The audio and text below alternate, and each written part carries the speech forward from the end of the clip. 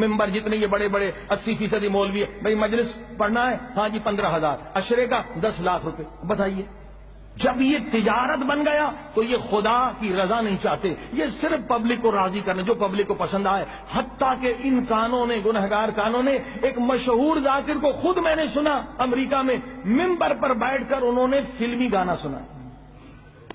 بتائیے ماتم کرنے کی جگہ ہے، بتائیے فلمی گانا. ایک بدبخت خود کو شیعہ عالم کہتا ہے، وہ جناب انہوں نے پورا گانا جو ہے وہ ممبر پر سنا. البتہ وہ ٹھیک ہے 9 ربیع الاول تھی، مگر ممبر کا کچھ تو احترام ہو. ممبر اس لیے کہ گانے سنائے جائیں، سلوات پہ آپ پر بھی واجب ہے. دیکھیے قرآن کی آیت ہے، یہودیوں پر عذاب آیا. کیوں عذاب آیا؟ امر بالمعروف نہ کرنے کی وجہ سے. اللہ نے کہا سنیچر کو مچھلیاں نہیں پکڑنا.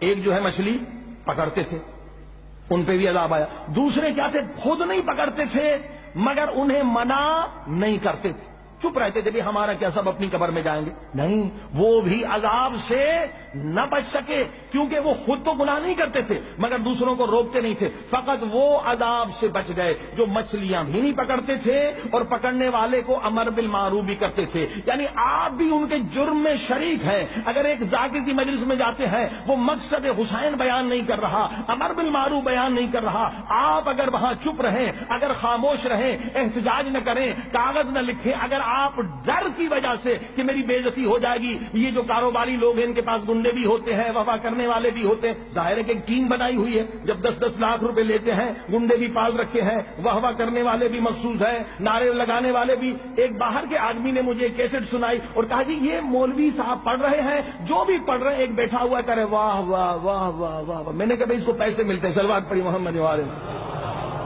پوری مجلس سن ہی نہیں رہا. مولوی صاحب مجلس پڑھیے کہ وہ ویگن ابھی نہیں آئی، ویگن آئے گی پھر مجلس پڑھوں گا. اس میں 20-25 لوگ ہیں، الگ الگ جگہ بٹھاتے ہیں، واہ واہ واہ کرنے والے، نعرے لگانے والے. یہ آج مولا حسین کے ساتھ ظلم ہو رہا ہے تو یہ امر بالمعروف کہاں کریں گے؟ صلوات پڑھی محمد والے محمد. آپ بھی مجرم ہیں عزیزان گرامی. اگر آپ ڈر رہے ہیں، ان کے گنڈوں سے ڈر رہے ہیں یا ان لوگوں سے ڈر رہے ہیں تو سنیے پروردگار کے پیارے نبی کی حدیث، سرکار حضرت محمد مصطفیٰ صلی اللہ علیہ وآلہ وسلم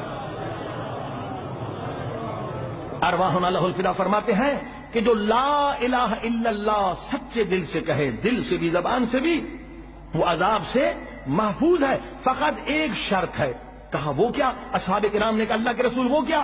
کہا وہ شرط یہ ہے کہ لا الہ الا اللہ کی توہین نہ کرے. لوگوں نے کہا جی لا الہ الا اللہ کی توہین مسلمان کرے گا؟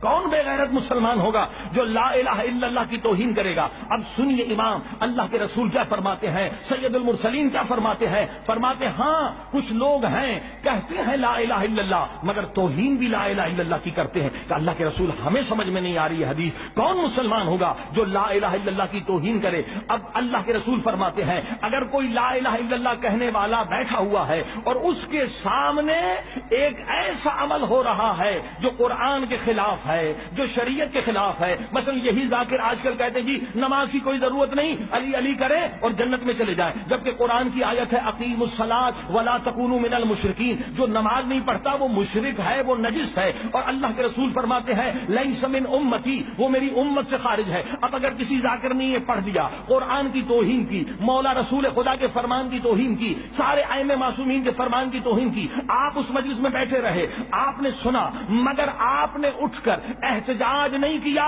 تو گویا آپ نے بھی لا الہ الا اللہ کی توہین کی.